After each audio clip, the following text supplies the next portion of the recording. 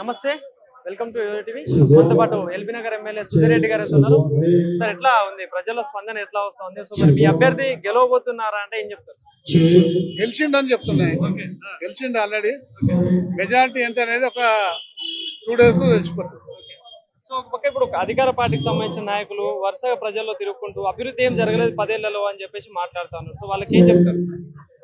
10 ఏళ్లలో ఏం అభివృద్ధి చేయకుంటే అలా కనీసం బుర్రలు ఉండాలి. కాంగ్రెస్ పార్టీకి ఒక సీట్ అని ఇచ్చినారు హైదరాబాద్ లో. అభివృద్ధిని చూసాగా ప్రజలు గెలిపించిన బీఆర్ఎస్ పార్టీని. మరి లేకపోతే అభివృద్ధి చేయకపోతే బీఆర్ఎస్ పార్టీకి ఎందుకు పట్టం కడుతుండే?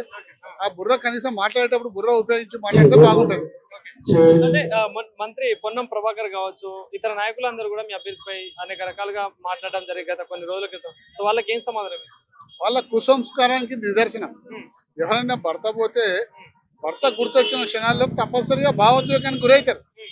గురైనప్పుడు దాన్ని కూడా వాళ్ళు తప్పుగా ఆలోచన చేసి ఏదో చండాలమైన కామెంట్లు చేస్తే ఆ స్థాయికి దిగజారిపోతే మనం ఏం చేయలేం మనుషుల్ని. అందుకోసం గాలికి వదిలేయాలి. అంటే మన ముఖ్యమంత్రి గారు మాట్లాడుతూ జూబ్లీహిల్స్ లో కాంగ్రెస్ పార్టీకి ఓటేయకుండా బీఆర్ఎస్ కి ఓటేస్తే పథకాలు బంద్ అవుతాయి, ఏదైతే 6 గంటలకు సంబంధించిన పథకాలన్నీ బంద్ అవుతాయి అని మాట్లాడతారు. అంటే జూబ్లీహిల్స్ లో ఉప ఎన్నికకి రాష్ట్ర పథకాలకి సంబంధం ఏంటంటే ఏం చెప్తారు? అంటే ఆయన ఫ్రస్ట్రేషన్ కి ఇది ఒక నిదర్శనం. ఎట్లాగూ ఓడిపోతున్నాం అని చెప్పి అనేక రకాల ప్రయోగాలు చేస్తా ఉన్నాడు. ఆ ప్రయోగంలో భాగంగా జూబ్లీహిల్స్ ప్రజల్ని పరోక్షంగా బెదిరిస్తున్నాడు. మీరు బీఆర్ఎస్ కోటేస్తే పథకాలు బంద్ అయిపోతాయి. పథకాలు బంద్ చేస్తాం నువ్వు ఆల్రెడీ లాంచ్ చేసినావు, అయిపోయింది. గతంలో ఉన్న పథకాలను కూడా కట్ చేసినావు, అనేక రకాలుగా ఇచ్చేస్తున్నావు. కాబట్టి మీ యొక్క భయం స్పష్టంగా కనిపిస్తుంది. జూబ్లీహిల్స్ లో మీరు ఓడిపోతున్న సంగతి. సో మన కేటీఆర్ గారిని ఉద్దేశించుకొని కొన్ని వ్యాఖ్యలు చేయడం జరిగింది. సో చెప్పడం కంటే దానికి ఆన్సర్ ఏం చెప్తారు? 22 నెలల నుంచి అదే చేస్తుండగా మన కాంగ్రెస్ పార్టీ కేటీఆర్ మీద కేసీఆర్ మీద ఆరోపణలు 22 నెలల నుంచి చేస్తుండ్రు. ఇలా కొత్త ఏం కాదు.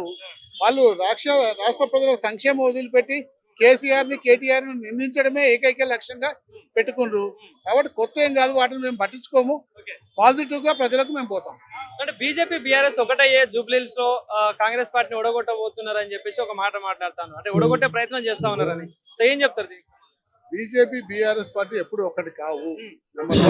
మా సిద్ధాంతాలు వేరే, వాళ్ళ సిద్ధాంతాలు వేరే.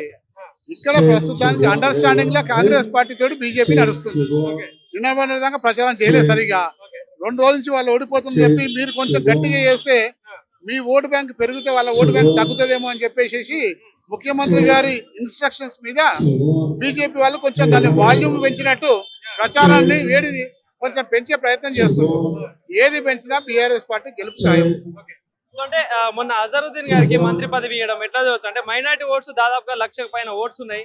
సో ఈ సమయంలో మంత్రి పదవి ఇదంతా ఎట్లా చూడొచ్చు?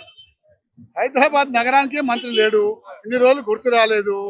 ఈ ఎలక్షన్ సందర్భంగా మైనారిటీస్ ఆగ్రహానికి ఎక్కడ చవి చూడాల్సి వస్తుందని చెప్పేసి ఆదరాబాదరా తీసుకొచ్చి అజరుద్దీన్కి మంత్రి పదవి ఇచ్చిండ్రు.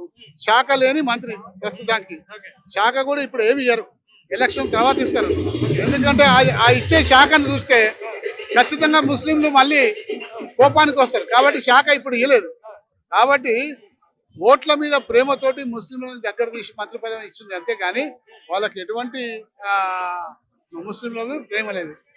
సో అంటే ఎంత మెజారిటీ ఎక్స్పెక్ట్ చేస్తా ఉన్నారు? 9th నాడు చెప్తాండి.